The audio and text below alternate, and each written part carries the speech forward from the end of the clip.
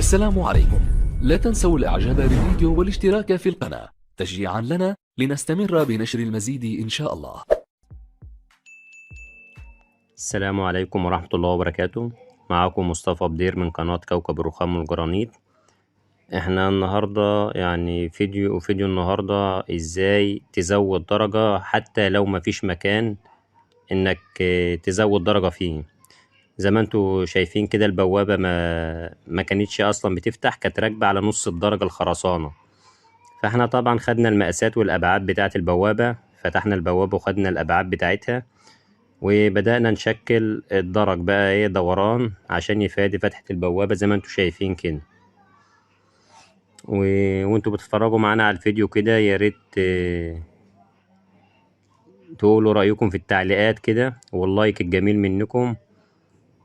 طول ما انتوا بتدعمونا ان شاء الله بنستمر وننشر فيديوهات جديدة على طول بإذن الله. طبعا احنا هنا عملنا الدرجة دوران زي ما انتوا شايفينها كده عشان تفادي فتحة البوابة، وان شاء الله الشغل ده يعجبكم جدا. دي طبعا جندلة من اجود انواع الجرانيت في الدرج. حاجة جميلة يعني، حاجة جميلة جدا يعني.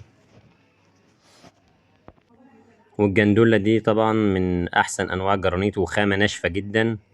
وطبعا دي ما بتبقعش زي طبعا النيو حلايب والروزا نصر. في انواع من الجرانيت برضك اللي هو المصري بتبقع. دي الجندولة دي خامة جميلة جدا جدا، وفص بتاعها رايق. حاجة جميلة خالص يعني. وطبعا احنا هنا في 3 درجات عاملينهم دوران نفس الرسمة. هبان معاكم في التركيب اللي هو البادي بتاع السلم الرئيسي، والبادي الراس الدرجة الكبيرة ديت اللي في المدخل عشان فتحة البوابة طبعا. وفي درجة كمان على البوابة الرئيسية، البوابة التانية على المدخل التاني. دي طبعا الدرجة الخرسانة كان نصها تحت البوابة، هي فتحة البوابة كده بتفتح للآخر 100 100.